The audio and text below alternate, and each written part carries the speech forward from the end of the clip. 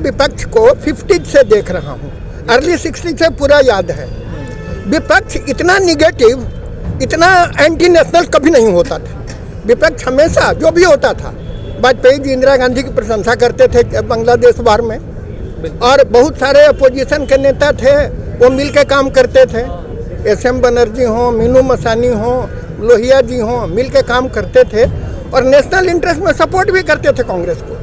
और कांग्रेस वाले भी जब पीछे वाजपेयी जी आए तो कहीं कहीं सपोर्ट करते थे, ऐसा नहीं है। आज है कि अपोज फॉर अपोजिंग सेक, हमें गाली देना है तो देना है, मोदी हो, जोगी हो, कोई हो, चाहे वो कुछ भी करें, कितना भी अच्छा काम करें, बुरा का, हमें गाली ही देना है। यूपी को गरीब बनाने वाले कौन थे? जिन्होंने 20-20 साल 15-15 साल राज किया, अभी से यूपी गरीब है। जहाँ रोडें नहीं गई है वहाँ अब जाके देखो। चीज़ें महंगी और सस्ती होती रहेंगी, लेकिन सुरक्षा नहीं होगी तो हमने गर्दन नहीं कटवानी है। हम इसलिए योगी ही आएंगे।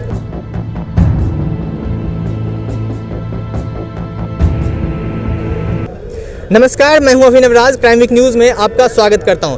अभी मैं आया हुआ हूं इंदिरापुरम के पांडे चाय स्टॉल। ये पांडे चाय स्टॉल यहाँ पे ये नाम से जाना जाता है, और यहीं पे हम कुछ दर्शक, यहाँ पे कुछ लोग हैं, कुछ स्थानीय लोग हैं, मैं इनसे जानने की कोशिश करूँगा। चूँकि आपको पता होगा कि चुनाव का मौसम चल रहा है। 2022 के फरवरी और मार्च में यूपी का चुनाव होना है, तो इस बार किसकी सत्ता आ सकती है? क्या एक बार फिर से योगी सरकार ही कंटिन्यू करने वाले हैं, या फिर यहाँ के जो जनता है वो किसी और को, यहाँ के जो पब्लिक हैं, स्थानीय लोग हैं, वो किसी और को मौका देना चाहेगी? तो मैं इसी सवालों के साथ आज मैं इन पब्लिक के बीच आया हूँ, तो मैं एक एक करके सभी से जानने की कोशिश करूँगा। तो भैया सबसे पहले अपना नाम बताइए। मेरा नाम दीपक है। दीपक जी, तो दीपक जी आपसे सीधा सवाल होगा कि इस बार जो 2022 में विधानसभा चुनाव होने हैं, इसमें आपको क्या लग रहा है, किसकी सरकार बन सकती है इस बार? ये योगी सरकार ही आएगी दोबारा। योगी सरकार ही आएगी। अच्छा, आपने एक लाइन में बोल दिया योगी सरकार आएगी, इसके पीछे का कुछ वजह बता सकते हैं कि क्यों मतलब अपने भरोसे के साथ बोलो कि योगी सरकार ही आएगी? भाजपा की सरकार में आप देख रहे हो कितना परिवर्तन है। बिल्कुल सिक्योरिटी वाइज देख लो। मैं एक्चुअली इंदिरापुरम से नहीं, एग्जैक्टली ग्रेटर नोएडा में रहता हूँ, और वहाँ पे अगर आप पुलिस व्यवस्था देखो और बहुत सारी चीज़ें जो योगी सरकार में बदली है, आज इतना क्राइम रेट इतना कम हो गया है। वहाँ पे हर सर्कल पे आपको पुलिस खड़ी मिलेगी, सारी फैसिलिटीज़ दे रहे हैं, मतलब बहुत सारी चीज़ें परिवर्तित हुई हैं। अब बाकी आप भैया करप्शन वगैरह भाई हमारे बड़े हैं, ये बताएंगे आपको, पूछो इनसे। आप आपसे फिर से बात करेंगे। भैया आपका नाम क्या हुआ? मेरा नाम कुलदीप चौधरी है। कुलदीप, तो आपका क्या मानना है, क्या आप भी इस भैया के साथ जाना चाहेंगे या फिर आपका कुछ अपना अलग ओपिनियन है? नहीं, ओपिनियन अलग नहीं है। योगी सरकार आएगी, योगी मोदी बेस्ट है देश के लिए, मोदी जी प्रदेश के लिए योगी जी बहुत बेस्ट है। देश बहुत ज़्यादा डेवलप किया है प्रदेश में योगी जी के नेतृत्व में। लेकिन सर विपक्ष लगातार तंज कसते नजर आते हैं कि कहीं न कहीं युवाओं को रोजगार का अवसर नहीं मिल पा रहा है, तो आपको इसमें कितनी सच्चाइयाँ लगती है? नहीं, विपक्ष बिल्कुल सरासर झूठ बोल रहा है। रोजगार के अवसर मिले, शिक्षा के क्षेत्र में मिले, पुलिस के क्षेत्र में मिले, हर जगह मिले। मेरा छोटा भाई इवन अभी सब इंस्पेक्टर लगा यूपी पुलिस में, तो योगी जी के कार्यकाल में लगा है। और क्राइम जो था देश के अंदर, बहन बेटियों के साथ छेड़छाड़, आए दिन बलात्कार होता था, उसमें अब अपराधी उत्तर प्रदेश छोड़ के दूसरे प्रदेशों की संरक्षण ले रहा है, वहाँ पे जाके शरण ले रहा है। यूपी में तो कोई क्राइम हो ही नहीं रहा, रुक ही नहीं पा रहा क्रिमिनल। बड़े बड़े मुख्तार अंसारी जैसे क्रिमिनल सपा की सरकार में संरक्षण प्राप्त था, उनके घर को पे बुलडोजर चलवा दिया योगी जी ने। कैराना में बहुत ज्यादा क्राइम था, तो उन्होंने इधर ये एक पेपर लीक का मामला सामने आया, तो ये तो कहीं न कहीं क्राइम के अंदर ही आता है, जो कि योगी सरकार के ही सत्ता में आई है, तो इस पे आपको क्या लग रहा है? देखो, योगी सरकार ने काम किया है और 100% तो कहीं कुछ नहीं होता। ये लोग तो भ्रष्ट हर समय में रहे हैं। ऐसे जो पेपर लीक करने वाला नेक्सस है, उस पर पूरा काम किया योगी जी ने, उन पर रासुका लगाई गई है। कानून अपना काम कर रहा है, गलत करने वाले के साथ गलत कर रहे हैं योगी जी। ऐसा नहीं है, ये तो सभी के साथ होता है। और इवन लॉ एंड ऑर्डर में देखा जाएगा तो सबसे बेस्ट सरकार है योगी जी की, बेस्ट। चलिए, बहुत बहुत धन्यवाद। अभी आपके पास फिर से लौटेंगे, बाकी इधर भी कुछ है, मैं इनसे जानने की कोशिश करूँगा। अंकल जी, आपका नाम क्या हुआ? दिनेश सेंगर। दिनेश जी, तो आपसे भी वही सवाल होगा कि 2022 में किसकी सरकार बनने की उम्मीद है इस बार? योगी सरकार। योगी सरकार क्यों मतलब आप लोग योगी जी को इतना पसंद क्यों करते हैं, कुछ वजह बताइएगा। वजह ये नहीं है, वजह है कि योगी जी का काम करने का तरीका अलग तरह का है। सभी जितने राज्य हैं हमारे भारतवर्ष में, सबसे अच्छे मुख्यमंत्रियों में योगी जी का काम करने का तरीका अच्छा हुआ। कोई भी क्राइम करता है, क्राइम उससे पैसे वसूले जाते हैं, उसका फोटो चौराहे पर लगा दिया जाता है, इसलिए योगी जी ही बेस्ट है। और चीज़ें महंगी हैं, सस्ती हो जाएंगी। अगर योगी जी नहीं आए, भाजपा नहीं आएगी, तो तालिबान की बस्ती हो जाएगी। इसलिए ये जरूरी है, सुरक्षा हमारे लिए जरूरी है। चीज़ें महंगी और सस्ती होती रहेंगी, लेकिन सुरक्षा नहीं होगी तो हमने गर्दन नहीं कटवानी है। हम इसलिए योगी ही आएंगे, और जनता की 70% जनता की पसंद योगी जी है। देश भी मांगता है योगी जी को, मोदी जी से भी ज़्यादा योगी जी को पसंद करते हैं। हालांकि मोदी जी बहुत अच्छे प्राइम मिनिस्टर हैं, तो इसलिए योगी जी। मतलब आपको पूरी उम्मीद है कि इस बार योगी जी की ही सरकार आएगी। हाँ, अंकल जी आपसे सवाल होगा कि क्या मतलब किसकी सरकार इस बार बनेगी, आप मतलब किसे सपोर्ट करते हैं? भाई हमारी तो पसंद योगी जी है, योगी जी। क्योंकि हर सरकार का मैंने कारनामा देख लिया और हमारी पसंद भी है और बनेगी भी, उम्मीद पूरी है। योगी जी की है? हाँ जी। लेकिन अभी मेरा नाम है अनिल कुमार द्विवेदी, प्रतापगढ़ यूपी। अच्छा हाँ जी सर, अभी मैं इधर ही कोई मतलब गांव से मैं आ रहा था तो वहाँ पे लोगों का कहना था कि वो मतलब वहाँ पे सपा के समर्थक बहुत अधिक दिख रहे थे। उनका कहना था कि योगी जी कहें कि सिर्फ मेट्रोपॉलिटन सिटी में ही काम कर रहे हैं, लेकिन गांव के स्तर में, गांव के जमीनी स्तर पर उसका काम नहीं दिख पा रहा है। जी, जमीनी स्तर पे उनका काम दिख रहा है। लेकिन सर वहाँ पे कहना था कि हमें ना ही पानी मिलता है, आप नाला की व्यवस्था देख लीजिए। मैं वहाँ का रोड देख करके आया तो रोड काफी टूटा फूटा था। तो इस पर आपको क्या लग रहा है? हमारा नलिहार रायबरेली पड़ता है, घर प्रतापगढ़ पड़ता है, लेकिन वहाँ की जो है कांग्रेस सरकार जब थी तो वहाँ की जो बदतर स्थिति है कुछ, और हमारे यहाँ देखिए रोड की सबको कॉलोनियाँ हर चीज़ दे रहे हैं, लेकिन यही बात है कि अब की बार रोक क्यों रखे हैं, अभी कॉलोनियाँ गरीबों को नहीं दे रहे हैं और सब उम्मीद है कि 22 तक में पूरा कर देंगे। अच्छा हाँ जी। अंकल जी आपसे एक सवाल होगा, आप पहले मैं इस जरा भैया को ओपिनियन ले लूँ। आप जरा रुकिएगा। हाँ भैया आपका नाम? मेरा नाम भानु प्रताप है। भानु प्रताप, तो आप बताइए कि आप किसे इस बार सरकार में लाना चाहेंगे? यूपी की सरकार आप किसके हाथ में देना चाहेंगे? योगी जी के। योगी जी के ही हाथ में। अच्छा योगी जी का मुकाबले कोई है भी नहीं इस समय, लेकिन जितना उन्होंने काम किया है ना। मैं अपने गांव की बात बता रहा हूँ, गोंडा जिला से हम आते हैं कि हमारे गांव में बिजली तक नहीं थी, जो कि अभी 3 साल के में मतलब 3 इयर्स में आई है अभी। अच्छा भैया मैं काम के ऊपर ही उनको एक और सवाल करना चाहूँगा कि बीते कुछ दिनों पहले ये दिखता भी है, देखो ना। अभी आपसे एक सवाल कि बीते कुछ दिनों पहले ही एक डाटा आया है जिसके तहत कि यूपी जो है 29 राज्यों में सबसे गरीबी राज्य में से तीसरा स्थान पर है। अगर यूपी में बेहतर काम हो रहा तो फिर यूपी गरीब राज्यों में से कैसे शामिल हो गया? 5 साल में थोड़ी ना हुआ है, जितना इन्होंने कर दिया इससे पहले देखो ना। आप कितने साल लोगों ने राज किया, आज तक किसी ने कोई काम किया? कुछ नहीं किया। गरीबी रेखा ये तो एक वो है। मैं आपको बता दूं कि यूपी में जो गरीबी रेखा से जो नीचे जितने लोग हैं 38%, तो राजस्थान में जहाँ पे भी सरकार 38 है। जी नहीं सर, राजस्थान टॉप 3 में नहीं आता। 1 नंबर पे बिहार है, फिर झारखंड है, फिर यूपी है। टॉप 3 में राजस्थान नहीं आ रहा है। यूपी को गरीब बनाने वाले कौन थे? जिन्होंने 20-20 साल 15-15 साल राज किया, अभी से यूपी गरीब है। जहाँ रोडें नहीं गई है वहाँ अब जाके देखो सारी रोडें, गली गली रोडें, मतलब सारी पूरी बनी हुई है। ये मैं बता रहा हूँ, अपना मैं घूम के आ चुका हूँ सर। लेकिन डाटा तो ये बोल रही है ना कि यूपी गरीब राज्यों में से शामिल है। डाटा क्या है? डाटा तो कुछ भी बोलता रहेगा, ये थोड़ी ना कि मतलब। लेकिन हम जो कहेंगे भैया आएंगे तो योगी जी, बिल्कुल उनके मुकाबले। हाँ भैया आप कुछ बोलना चाह रहे हैं? कांग्रेस के जहाँ सरकारें हैं, कांग्रेस कह रही है बेरोजगार कर दिए, बेरोजगार कर दिए। जहाँ उनके जिस राज्य में सरकार है वहाँ कौन से पकड़ पकड़ के कलेक्टर बनाए जा रहे हैं लोग? वहाँ बेरोजगारी नहीं है, वहाँ अपराध नहीं है, वहाँ बलात्कार नहीं हो रहा है, वहाँ नहीं बोलेंगे। रोजगार की एक सीमा होती है ना, रोजगार के लिए पैसा फंड होना चाहिए। भाई सरकारी जॉब लेंगे आपको तो राजकोष में फंड होना चाहिए। कहाँ से चलती है सरकार है? आप कह देते हैं, झूठे वादे फेंक देते हैं, 20 लाख नौकरियां देंगे। 20 लाख नौकरियों के लिए आपके राज्य में धन कोष है ना, ऐसे फेंक दे, झूठ बोलते हैं ना, उन पर मुकदमा दर्ज होना चाहिए झूठ बोलने। अच्छा सर आपसे एक और सवाल होगा कि पब्लिक लगातार जो है निजीकरण को लेकर के लगातार सवाल उठाती है कि मोदी जी या फिर बीजेपी लगातार बेचते जा रही है, चाहे एयरपोर्ट को हो, रेलवे स्टेशन को हो। तो फिर भी आप योगी जी को कैसे सही ठहरा रहे हैं? फिर भी आपको कैसे लग रहा है? भैया हम और आप अगर हम समझदार है, पढ़े लिखे, तो हम ये जानते हैं कि सरकारी कर्मचारी वैसे बैठने ऑफिस में बैठने की तनख्वाह लेता है और काम करने के पैसे ऊपर लेता है। तो पैसे ही देने हैं तो प्राइवेट आदमी को दो ना, क्यों मोटी तनख्वाह अपने राजस्व में से खर्च करो? आपकी मेहनत का टैक्स का पैसा ही तो सरकारी कर्मचारी ले रहा है ना।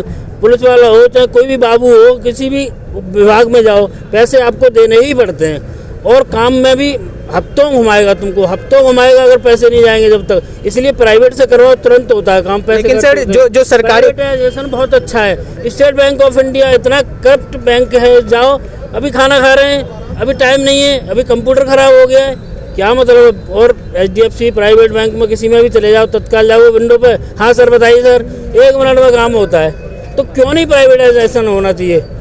और सरकारी हर चीज़, सरकारी विभाग घाटे में क्यों रहता है? इतनी भारी भरकम तनख्वाह के बावजूद काम करते नहीं है। इसलिए निठल्ले लोगों को हटाना चाहिए। प्राइवेटाइजेशन हर चीज़ में जरूरी है, सुरक्षा में भी जरूरी है। सर एक तरफ आप बोलते हो कि काम नहीं करती है, देखो सर मतलब आप बोलते हो कि प्राइवेटाइजेशन सही है। हाँ, सही लेकिन फिर लगातार युवा जो बोलते हैं कि हमें रोजगार नहीं मिल रहा, हमें रोजगार दी जाए। तो जब तक सरकार के पास अपना स्टेशन नहीं होगा, अपना एयरपोर्ट नहीं होगा, फिर उसे रोजगार देगा कहाँ पे? हमको भी सोच बदलनी पड़ेगी। फिर युवाओं को रोजगार कहाँ से मिलेगा? जितने भी सरकारी संस्थान है अगर उसे बेच दिया जाएगा, फिर युवाओं को रोजगार कहाँ से मिलेगा? आप इसका जवाब रोजगार वहीं से मिलेगा ना, प्राइवेटाइजेशन होगा तो नौकरी नहीं मिलेगी क्या? नौकरी मिलेगी लेकिन वहाँ काम करना पड़ेगा आपको, काम के बदले रोजगार वो मिलेगा। ऐसा नहीं बैठे मतलब बस कुर्सी पे बैठने का आपको पैसे ही नहीं मिलेगा, आपको काम के पैसे मिलने लगेंगे। हाँ, काम के पैसे मिलेंगे आपको, निर्धारित समय पर जाना पड़ेगा, काम करना पड़ेगा, उसके पैसे मिलेंगे और वही होना चाहिए। और हमको रोजगार पैदा करने चाहिए, रोजगार मांगना नहीं चाहिए, हमको ऐसा बनना चाहिए, ऐसे युवाओं में सोच होनी चाहिए। मतलब आपका कहने का अर्थात ये है कि हमें इनके बिजनेस माइंड होना पड़ेगा, नौकरी को छोड़ करके हमें नौकरी पैदा करना होगा। आज ही रोजाना एडवर्टाइज देते हैं टीवी पे दिल्ली के कि हम रोजगार मांगेंगे, बाद में कहते हैं कि हम तो रोजगार देंगे, ऐसे बनाएंगे हम। चल रहा है कि नहीं उनका प्रचार चल रहा है कि नहीं, हम तो रोजगार देंगे। तो ऐसा ही रोजगार युवाओं को सीखना चाहिए कि हम सबको नौकरी संभव नहीं है। 1 अरब 40 करोड़ की आबादी में ये बड़ा देश है, सबको नौकरी संभव नहीं है। इसलिए हमको रोजगार पे खुद का रोजगार पैदा करना चाहिए, खुद मेहनती होना चाहिए। अच्छा, अब से एक और सवाल होगा। अभी मैं इधर गांव से आ रहा था, वहाँ पे भी हम लोगों का ओपिनियन लेकर के आए हुए हैं। तो वहाँ पे लोगों का कहना है कि हमें ना तो पानी दिया जा रहा है, ना ही यहाँ का जो रोड है, वहाँ पे गली गली का जो रोड है, ना ही वो रोड सही था। हम लोगों ने खुद भी देख करके आया हुआ है, ना ही वहाँ का नाली सही था। तो फिर भी आपको कैसे लग रहा है कि योगी जी सही काम कर रहे हैं? क्या योगी जी सिर्फ मेट्रोपॉलिटन सिटी में सही काम कर रहे हैं, बाकी गाँव तक उसका विकास नहीं पहुँच सका है? मैं ये नहीं कह रहा कि हर जगह राम राज आ गया होगा, पर मैं कह रहा हूँ और सरकारों से, भाई एक सरकार आतंकवादी सरकार है, एक बदमाश होगी सरकार, तो मैं बदमाशों की सरकार को पसंद करूंगा, आतंकवादियों की नहीं करूंगा। वो सब आतंकवादियों सरकार जितनी सेकुलर है वो आतंकवाद का समर्थन करती है, सुरक्षा से खिलवाड़ करती है, इसलिए वो सरकार चाहिए ही नहीं। मैं गड्ढे में रहूंगा लेकिन मुझे सुरक्षा देगी वो सरकार चाहिए। जीवन जरूरी है पहले, उसके बाद कोई चीज़ जरूरी है। चलिए, मैं सर के पास वापस लौटना चाहूँगा। सर, आपसे एक और सवाल होगा। जैसा कि अभी आप योगी जी का लगातार समर्थन करते नजर आ रहे थे, तो आपसे यह सवाल होगा कि किसान बिल को लेकर के, कि अगर किसान बिल को वापस ही लेना था फिर उसे लागू क्यों किया गया? क्या ये बीजेपी पार्टी का, मोदी जी का, क्या ये गलत फैसला में से एक था कि किसान बिल का लाना? ये तो किसान तो आए ही नहीं थे, ये तो पैसे के टट्टू थे यहाँ पे बैठे। किसान हमारे भी क्षेत्र से, हम सब भी किसान हैं, कौन सा है यहाँ किसान? और किसानों को किसने ध्यान नहीं दिया? योगी जी ने तो ध्यान दिया और मोदी जी ने ही। 6,000 रुपये साल का दे रहे हैं, कौन दे रहा? और कोई सरकार भी दी थी, आप बताइए। सर, अगर ऐसे ही बात है, फिर किसान बिल को वापस लेने में इतना वक्त क्यों लिया गया? फिर इसे जल्दी वापस क्यों नहीं लिया गया? अगर आप बोल रहे हो कि योगी जी किसान का ध्यान दे रहे हैं, मोदी जी अगर किसान का ध्यान दे रहे हैं, फिर 1 साल का लंबा वक्त क्यों लिया उस बिल को वापस लेने में? बिल को वापस लेने में थे ये रोक रखे थे, उन्होंने थोड़ी रोक रखा था। इनको गलत, इन्होंने पैसा ले रखा है, ये तो बैठे रहेंगे 1-2 साल जैसे हम नौकरी कर रहे हैं। जी सर, आप कुछ बोलना चाह रहे हैं किसान बिल को लेकर के कि 1 साल बाद क्यों वापस लिया गया? जैसा कि भी सर बता रहे थे कि किसानों के लिए भला सोच रहे हैं मोदी जी, फिर उसे 1 साल तक क्यों रोक करके रखा गया? अगर वहाँ पे बेवकूफ लोग बैठे हुए हैं तो फिर भी मोदी ने तो अपनी भलाई दिखाई है। क्या गलत करा मोदी ने ले लिया? नहीं सर, वही कहते हैं 700 बंदा मर गया। कौन सा 700 बंदा वहाँ पे मरा? नहीं, वहाँ पे कहाँ से मर गए? सर आप जो क्वेश्चन पूछ रहे हो ना, क्वेश्चन भी गलती पूछ रहे हो, लोगों को बेवकूफ बना रहे हो आप भी। सर मैं तो सर, जो विपक्ष का सवाल है, मैं वही सवाल आपसे पूछना चाह रहा हूँ। किस विपक्ष की बात? सर, अभी आप बोले कि किसानों का डाटा नहीं है, कितना मर गया। राहुल गांधी ने पोस्ट करके कहा था कि हमारे पास 700 किसान का डाटा है। अरे राहुल गांधी के ऊपर बात कर रहे हो? मैं सर विपक्ष का आपके सामने सवाल लेकर के आया। ये जो ऐसा बच्चा है वो, ये भी उससे इंटेलिजेंट होगा। दिखाओ उसकी फोटो। दिखा। राहुल गांधी से ये भी इंटेलिजेंट होगा। जी सर। और आप राहुल गांधी की बात कर रहे हो यार। अच्छा सर, आपसे एक और सवाल होगा कि सर एक और सवाल, मैम एक सेकंड। हाँ सर, एक और सवाल कि विपक्षी लगातार बोलते हैं कि ये जो किसान बिल वापस लिया गया, ये कहीं कि चुनावों को देख करके लिया गया। चुनाव चूंकि नजदीक आ गया, इसके वजह से लिया गया। जीतने नहीं है, चुनाव जीतेंगे तभी आगे काम करेंगे। मतलब आप भी इस मतलब मत से सहमत हैं? बिल्कुल सहमत हूँ। अगर गेम खेलनी है तो अगर वो हरा रंग मुसलमान खेलता है तो ये भी तो भगवा खेल सकते हैं ना। अच्छा, आप एक और सवाल का जवाब दीजिए कि यूपी 29 राज्यों में यूपी सबसे गरीब राज्यों में 3रा स्थान पर कैसे है? अगर योगी जी बेहतर काम कर रहे हैं तो योगी जी ने करा काम तो फिर गरीब में 3रा नंबर पे कैसे है? गरीब राज्यों में फिर इनका नाम कैसे शामिल हो गया? किसने कहा 3रा नंबर है? सर डाटा आया हुआ है, आप देख सकते हैं। 1 नंबर पे बिहार है, दूसरे पे झारखंड है, तीसरे पे उत्तर प्रदेश है। नहीं, उत्तर प्रदेश कहाँ है? सर नीति आयोग का जाके डाटा चेक कर सकते हैं। कोई आपको गरीब नजर आ रहा है यहाँ पे? ये देखो, इतने दिन से तो लूट खाए हैं दूसरी सरकारें, तब उसको सही करने में तो टाइम तो लगेगा ही। जी सर। है कि नहीं? तो फिर अपनी देखे जो सब जनता देख रही इतनी समझदार है जनता, इतनी नहीं है जी यहाँ पे एक और सर है, मैं पूछना चाहूँगा सर, पहले आप ये बताइए, आप किस पार्टी को समर्थन, आप किस पार्टी को लाना चाहेंगे 2022 के विधानसभा चुनाव में? BJP BJP, clear cut. अच्छा, ऐसा क्यों सर, मतलब बीजेपी में क्या कुछ खास है? आप ये क्योंकि बताइए। इस यूपी में जो क्राइम की सिचुएशन थी, जो इंडस्ट्री की सिचुएशन थी, सब बदल गई। Crime is under control, industry is now coming up, ये फिल्म सिटी आ रही है, ये एयरपोर्ट आ गया, दूसरी चीज़ें आ गई। तो लॉन्ग टर्म सोचिए, जब इंडस्ट्रीज आएंगी, इन्वेस्टमेंट आएगा, तो उसका जो इम्पैक्ट होगा, that may not be today, that will take time, but then if you develop infrastructure, अगर आप इंफ्रास्ट्रक्चर बनाएंगे, रोड्स बनाएंगे और पावर प्लांट बनाएंगे, इंडस्ट्री को आप इनकरेज करेंगे, तो उसका जो इम्पैक्ट होगा डेवलपमेंट में, थोड़ा टाइम लगेगा बट उसका इम्पैक्ट इमेंस होगा। और जो 2-3 चीज़ें जो हैं वो ज़रूरी हैं डेवलपमेंट के लिए, एक इंफ्रास्ट्रक्चर, एक लॉ एंड ऑर्डर का कंट्रोल में होना, और तीसरा इन्वेस्टमेंट अट्रैक्ट करना। मतलब इंडस्ट्री के लिए आपकी पॉलिसी ऐसे हो कि लोग आपके यहाँ आना चाहें। अगर आपके यहाँ लॉ एंड ऑर्डर कंट्रोल में नहीं होगा, फैसिलिटी नहीं होगी, तो कौन आपके यहाँ आएगा?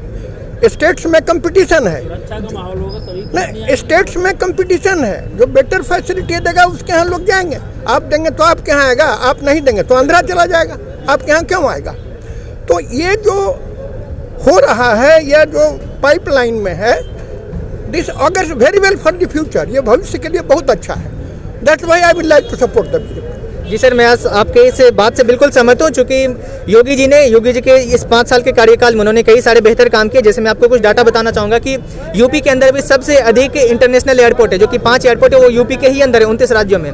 बीते 2017 के बाद से 22 लाख गरीब, जो कि गरीब इंसान थे, जिसको घर नहीं था, उसे योगी जी ने घर दिया है। उज्ज्वला योजना के तहत सभी को घर घर सिलेंडर पहुँचाया गया। तो और यदि मैं जीडीपी की बात करूँ, तभी जो यूपी की जीडीपी है वो तीसरे सबसे अच्छे मतलब रैंक पे, 1 नंबर पे महाराष्ट्र है। अब यूपी की जीडीपी 17 लाख करोड़ रुपए है, जो कि बहुत बेहतर माना जा रहा है। तो कहीं न कहीं योगी जी ने बेहतर काम किया है। लेकिन आपसे एक और सवाल होगा कि विपक्ष का एक और होता है, लगातार बीजेपी पे तंज कसते हैं कि वो यूपी को या फिर इस देश को हिंदू राष्ट्र बनाने के आगे कदम उठा रहे हैं। मैं विपक्ष को 50 से देख रहा हूँ, अर्ली 60 से पूरा याद है।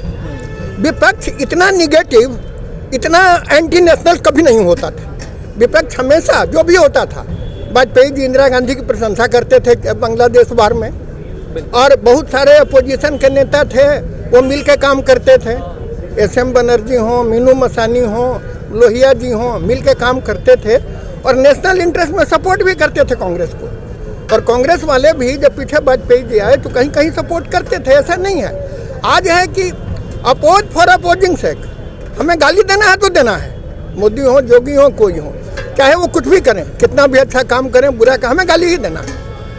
मतलब आपका कहने करते कि अभी जो अपोजिशन है वो कहीं न कहीं देश का भला का ना सोच करके, राज्य का भला का ना सोच करके वो अपना पर्सनल देख रहे हैं। उनकी पूरी थिंकिंग निगेटिव है, वो अपना सत्ता किसी तरह कायम करना चाह रही है। एग्जाम्पल देता हूँ, जी सर। वो पार्लियामेंट चलने नहीं देंगे और कहेंगे कि डेमोक्रेसी चल नहीं रही है।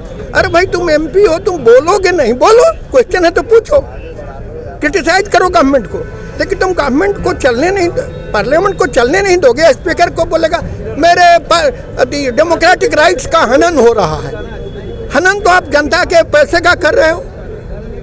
आप आपको मेंबर बना, कुछ काम भी नहीं कर रहे हो, जनता के पैसे भी खर्च हो रहे हैं तुम्हारे ऊपर।